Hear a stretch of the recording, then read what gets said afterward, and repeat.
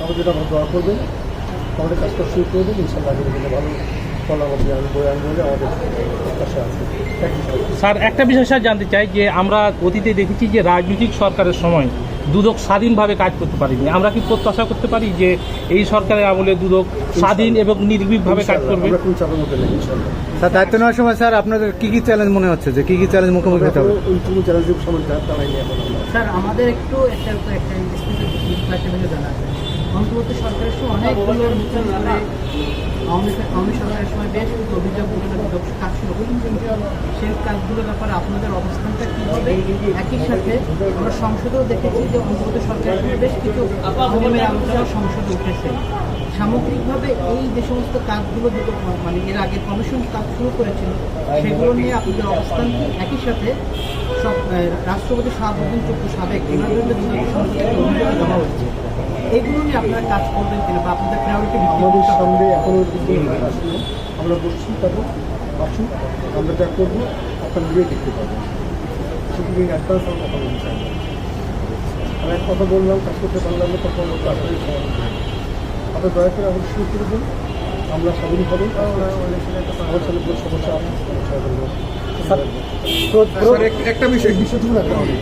Sir একটু sir আর কিছু অনেক সময় থেকে আপনাদের সেটা হচ্ছে স্যার দুর্নীতি দমন কমিশন যে কাজগুলোকে নিশ্চয়ই আপনার আগে থেকে তো দেখেন স্যার। আপনি যেটা বলেছেন যে আপনার সামনে ফাইলগুলো আসেনি, যে ফাইলগুলো রয়েছে গত ক্ষমতাচ্যুত যে সরকারটা গিয়েছে তার অনেকগুলো ফাইল আপনাদের সামনে রয়েছে, যে মামলাগুলো হয়ে গেছে, চার্জশিট বাকি রয়েছে। ইভেন অনেকেই আপনাদের মামলার আসামি বাইরে পালানো আছে, তাদের ফেরানোর জন্য আপনাদের উদ্যোগটা কী থাকবে? অনেকেই এর আগে উদ্যোগ নিয়েছেন, আপনাদের কমিশন কী করবে? সাথে চার্জশিটগুলো দ্রুত করবেন কিনা? এবং এই ক্ষমতাসীন সাবেক প্রধানমন্ত্রী শেখ হাসিনা তার কিন্তু আরও অনুসন্ধান চলমান হচ্ছে, এগুলো নিয়ে যদি এই ফাইলগুলো নিশ্চয়ই আপনাদের আলোচনা এখন পর্যন্ত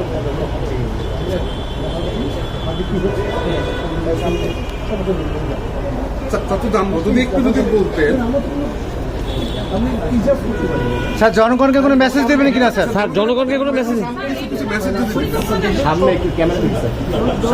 স্যার জনগণকে কোনো মেসেজ দেবেন কিনা? আপনি জনপ্রত্যাশার কথা বলেছেন, জনগণের প্রতি যদি একটু যদি বলতেন। অর্থ পাচার বাংলাদেশের বড় একটা আইডেন্টিটি জায়গা স্যার। আপনারা অর্থ পাচার রোধে বা যে পাচারগুলো হয়েছে ক্লিয়ারের জন্য নিশ্চয়ই কোনো একটা চিন্তা আপনার মধ্যে আছে স্যার। একটা প্ল্যান নিয়ে তো কাজ করতে হবে পাচারকারী নিয়ে। স্যার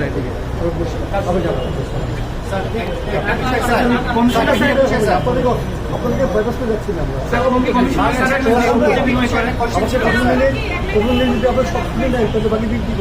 স্যার দীর্ঘদিন আপনাদের সঙ্গে কাজ করবো একসঙ্গে স্যার। আমরা স্যার আপনার একটা কথা বলেন স্যার, যদি একটু সময় দিতে স্যার আপনার কাছে একটু ওই জায়গাটায় স্যার একটি কথা স্যার, মানি লন্ডারিং একটা অনেক বড় বাংলাদেশের একটা বড় সমস্যা।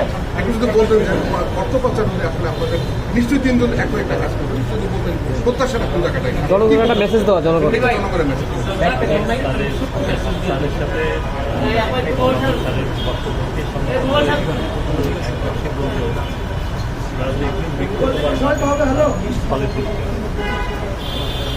স্যার, এখানে সাজাদ স্যার আছেন, তিনি আর্থিক বিষয় নিয়ে কাজ করছেন, দীর্ঘদিন অভিজ্ঞ, তার নিজস্ব ক্যাডার অফ ট্যাক্স যার যতটুকু জানি। স্যার, আপনি তো মাইনরিটি নিয়ে অনেকদিন কাজ করেছেন, আপনার কোনো স্যার ইয়ে আছে বর্তমানে সমস্যা? দেখেছেন যে বাংলাদেশে অভিজ্ঞ বিচারপতি এই কমিশনের চেয়ারম্যান প্রতিটি বিষয়ে নিরপেক্ষভাবে আমরা সিদ্ধান্ত দিব। অল্প সময়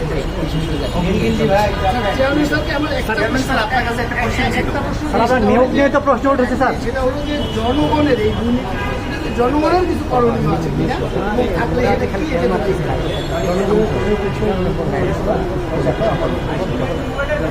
ইনশাআল্লাহ